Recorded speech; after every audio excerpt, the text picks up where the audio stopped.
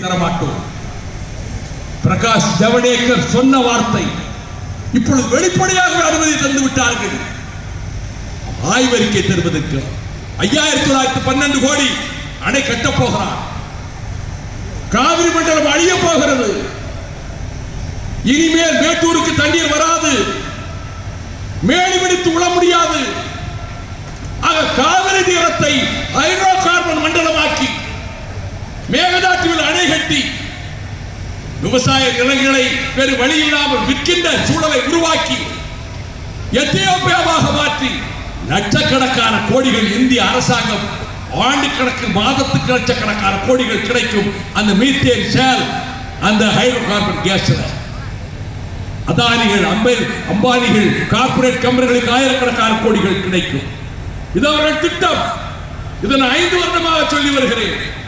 இன்றைக்கு அண்ணன் சொன்னார்கள், வீரமணி அண்ணன் தான் நினைக்கிறேன், 6 அல்லது தளபதி என்று கருதுகிறேன், 6 சர்வதேச விமான நிலையங்கள் அதானிக்கு ஒப்படைக்கப்பட்டு விட்டது. இன்னைக்கு பத்திரிகையில் இருக்கிறது. அதானிக்கு 50 ஆண்டுகளுக்கு 6 விமான நிலையங்கள் சர்வதேச விமானங்கள் ஒப்படைக்கப்பட்டு விட்டன.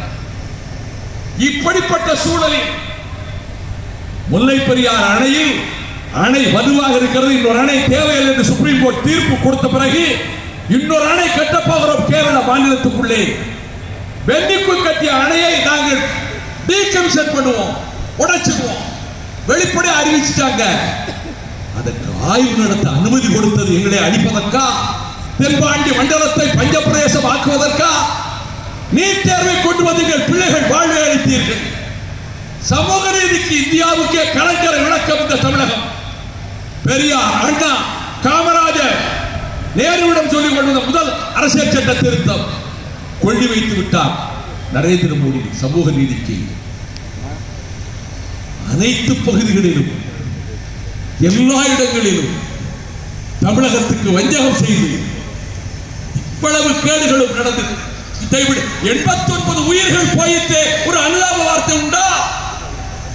நாங்கள் 41 சகோதரர்களுக்காக கண்ணீர் விடுகிறோம். இந்திய ரிசர்வ் படை, மத்திய ரிசர்வ் படைக்காக எங்கள் மக்கள் 89 பேர் செத்து போனார்களே. பிரதமர் அவர்களே, ஒரு வார்த்தை அனுதாபம் தெரிவித்தீர்களா? உலகமெல்லாம் சுற்றுகிறீர்களே, அந்த சோழமண்டலத்தை விமானத்தினால் சுற்றி பார்க்க நினைத்தது உண்டா? எங்களுக்கு மான ரோசம் இல்லையா?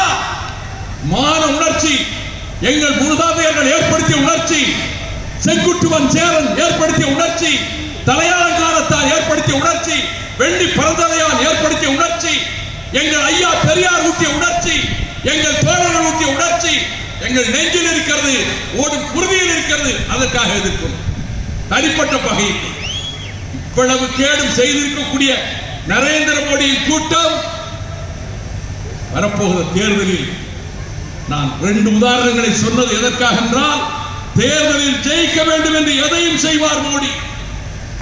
பாசிஸ்டுகள் அதிகாரத்தை ஒருபோதும் இழக்க முன்வரப்பட்டார்கள். எந்த கொடுமை வேண்டுமானாலும் செய்வார்கள்.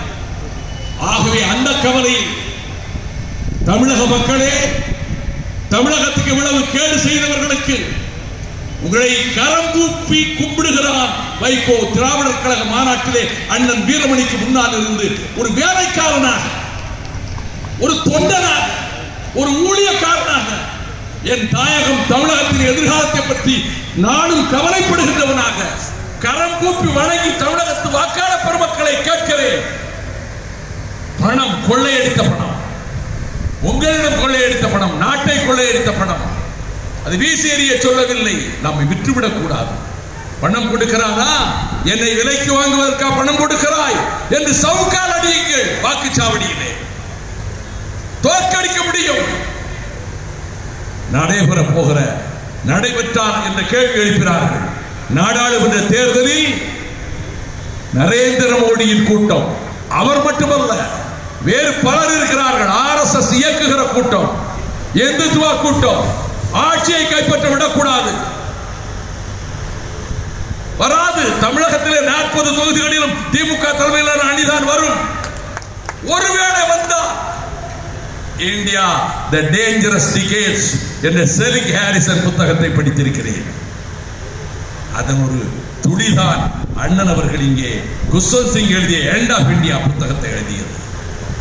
இந்துத்துவ கூட்டத்தின் கையில் அரசு வந்தால் மீண்டும் அனைத்தையும் சமஸ்கிருதமயமாக்கு, இந்திமயமாக்கு, எந்த சமயத்துக்கு இடமில்லை, வேறு மதத்துக்கு இடமில்லை என்ற ஒரு கொடிய சூழல் ஏற்படும் போது இந்தியா என்ற இந்திய கட்டமைப்பு இருக்காது.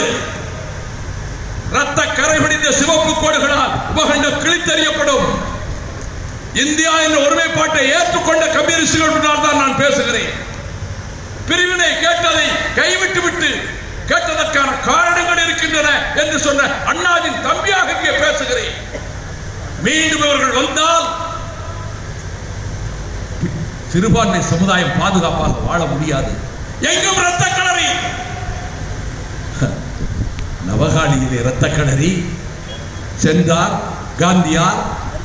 அவர் தங்கியிருந்த வீட்டிலே கல்லும் செருப்பும் வீசினார்கள் இந்துக்கள். பண்டித நேரு வந்து கன்னத்தில் 4-5 பேரை அறைந்தார். அவரை கொல்ல வேண்டும் என்று பலமுறை முயற்சி எடுத்தார்கள் காந்தியாரை. காந்தியார் சுட்டுக் கொல்லப்பட்ட போது இனிப்பு வழங்கியது இந்து மகாசபை அல்லவா, RSS அல்லவா, சாவர்கர் கூட்டம் அல்லவா? அந்த கூட்டம் தானே கோட்சே வாழ்க என கோஷமிடுகிறது. அந்த கூட்டம் தானே காந்தியாரை போன்ற உருவத்தை செய்து துப்பாக்கியால் சுடுவதை போல அந்த பெண்மணி சுடுகிறார். இந்து மகாசபை தலைவர் பூஜா ரத்தம் கொட்டுவதை போல உள்ளே திரவத்தை வைத்திருக்கிறார்கள், விதிக்கிறார்கள், தலையிலே நெருப்பை வைக்கிறார்கள். இதற்கு ஒரு கண்டனம் தெரிவித்ததுண்டா? எல்லைப்புற பாதுகாப்புக்கு நாங்கள் கவலைப்படுகிறோம், ஆனால் அதற்காக எரிமலையாக வெடிக்கிற நரேந்திர மோடி அவர்களே காந்தியாருடைய நிறுவனத்தை சிதைத்ததற்கு ஒரு வார்த்தை கண்டனம் தெரிவித்ததுண்டா? தென்கொரியாவிலே போய் காந்தியார் பருவநிலை மாற்றத்தை பற்றி சொன்னார் என்று உளறிவிட்டு வந்திருக்கிறீர்கள். நாங்கள் இந்த இந்திய கம்யூனிஸ்ட் கட்சி மாநாட்டில் சொல்லுகிறேன், ஜனநாயகத்தை அதன் ஆணிவரான மதச்சார்பின்மையை பாதுகாத்தால்தான் இந்தியாவின் ஒருமைப்பாட்டை காப்பாற்ற முடியும், ஜனநாயகத்தை காப்பாற்ற முடியும். ஜனநாயகத்தை காக்க நம்மை நாமே அர்ப்பணிப்போம். அதற்கு எடுபிடி அரசு 55,000 ஏக்கர் நிலத்தை பெட்ரோலிய ரசாயன முதலீட்டு மண்டலமாக்குவதற்கு கையெழுத்து போட்டவர் முதலமைச்சர் எடப்பாடி பழனிசாமி போன ஜூன் மாதத்திலே. நாட்டுக்கு வஞ்சகம் செய்கிற தமிழக அரசுக்கு வஞ்சகமும் துரோகம் செய்கிற அரசு எடப்பாடி பழனிசாமி அரசு, முதுகெலும்பு பெற்ற அரசு, அண்ணன் சொல்வதை போல கொத்தடிவை வேலை பார்க்கிற அரசு.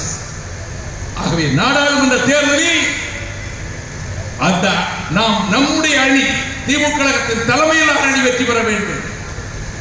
21 சட்டமன்ற தொகுதிகளில் வெற்றி பெற வேண்டும். கம்யூனிஸ்டுகளே, நீங்கள் லட்சியவாதிகள், தன்னலமற்றவர்கள், தியாகம் செய்யக்கூடியவர்கள். உங்களுடைய மேடையிலே நான் பேசுவதை பெருமைப்படுகிறேன்.